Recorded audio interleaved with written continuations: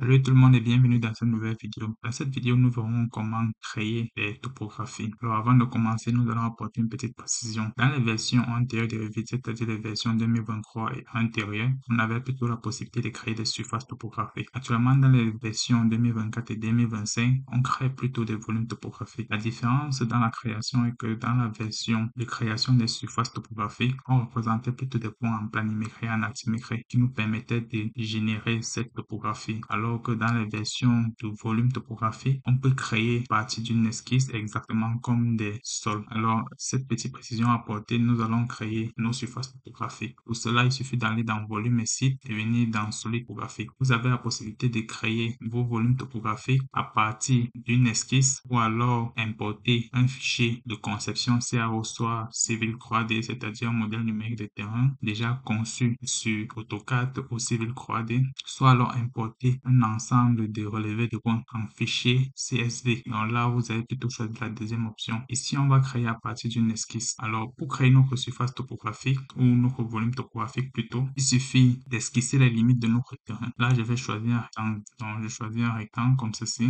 Et à ce niveau, nous allons modifier le type. Ici, vous pourrez dupliquer ou créer les couches de votre terrain. Alors, là, vous pourrez augmenter plusieurs couches. Donc, c'est-à-dire insérer des couches et faire monter. Donc, vous voyez bien que ce sont des couches. Là, je vais ajouter une autre couche à faire descendre à ce niveau. Je vais mettre ça à 1 mètre. Donc, c'est pas tellement. Là, je vais choisir là des herbes. Et ici, la terre, je vais mettre ça à 5 mètres. Donc, c'est-à-dire là, pendant nous avons au total notre topographie à 6 mètres. Et là, je peux valider la création. Automatiquement, les propriétés du sol sont prises des propriétés des matériaux. Donc là, il faut renseigner, par exemple, si vous avez, par exemple, des essais géotechniques, vous pourrez présenter l'ensemble des strates de votre sol ainsi que les caractéristiques thermiques et mécaniques de ce sol-là. Là, je vais appliquer et valider. Il me suffit juste de terminer la création. Là, je peux revenir en 3 dimensions pour pouvoir visualiser mon sol. Donc là, nous avons notre volume topographique. Donc pour ceux qui sont dans la version de Revit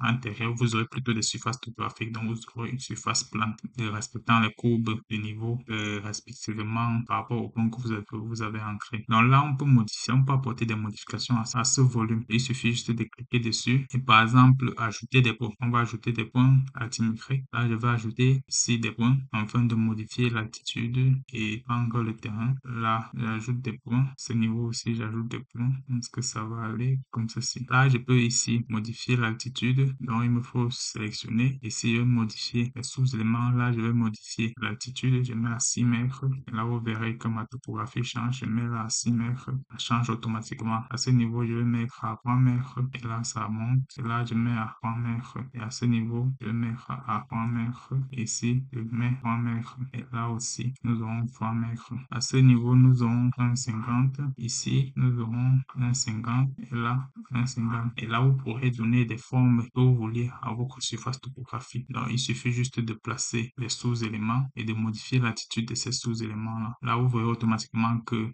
pour ce point est calculé automatiquement. Donc, en fonction des altitudes, il suffit de placer un point pour pouvoir déterminer l'attitude de ce nouveau point. Là, il peut changer cette altitude en 5 mètres. Vous verrez que ça va changer automatiquement. Donc, vous pourrez placer des points afin de calculer les hauteurs de ces points-là. Vous pourrez modifier ces hauteurs si vous voulez. Donc là, vous modifiez la hauteur comme je veux. Donc là, c'est pour la modification des altitudes de ces points. Et automatiquement, vous verrez les courbes des niveaux se créer. Alors, vous avez aussi la possibilité de créer ou de scinder votre surface topographique. Alors, pour revenir à la surface initiale, vous pourrez définir la forme et ça va revenir à la surface initiale. Là, maintenant, vous pouvez définir des sous-régions. Peut-être, par exemple, des routes ou des pistes que vous voulez créer sur votre surface topographique ou sur votre terrain. Là, il suffit de sélectionner et prendre sous-division. Et là, vous allez esquisser la division que vous voulez créer. Là, j'insère, par exemple, une route à ce niveau et je valide automatiquement ma sous-division est créée. Et là, je peux modifier son altitude. Je mets à 0,5, c'est-à-dire 5 cm.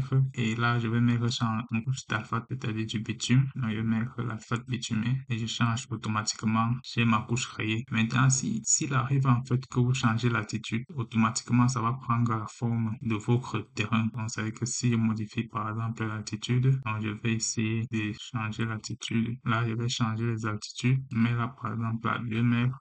Ici, je mets à 1,5 et là, je mets à 1 et ici à 0,5. Vous verrez automatiquement que la sous-région prend la forme de pour critères. Donc, cela peut être favorable lorsque vous voulez créer, par exemple, des pistes ou des routes. Donc, là, je vais redéfinir ma forme. Là, vous pourrez créer des composants de parking. Donc, là, il suffit de charger un composant. Vous pourrez créer des sites et autres. Donc, là, c'était en fait l'ensemble des éléments à savoir pour pouvoir créer une surface topographique. En fonction de ce que vous voulez, on pourra faire des trucs encore un peu plus complexes en créant des surfaces topographiques à partir des fichiers ou des relevés topographiques répertoriés soit dans un fichier de conception CAO comme Civil 3D ou alors un fichier Excel en CSV. Alors, on se retrouve à la prochaine vidéo où nous verrons comment créer des groupes de modèles.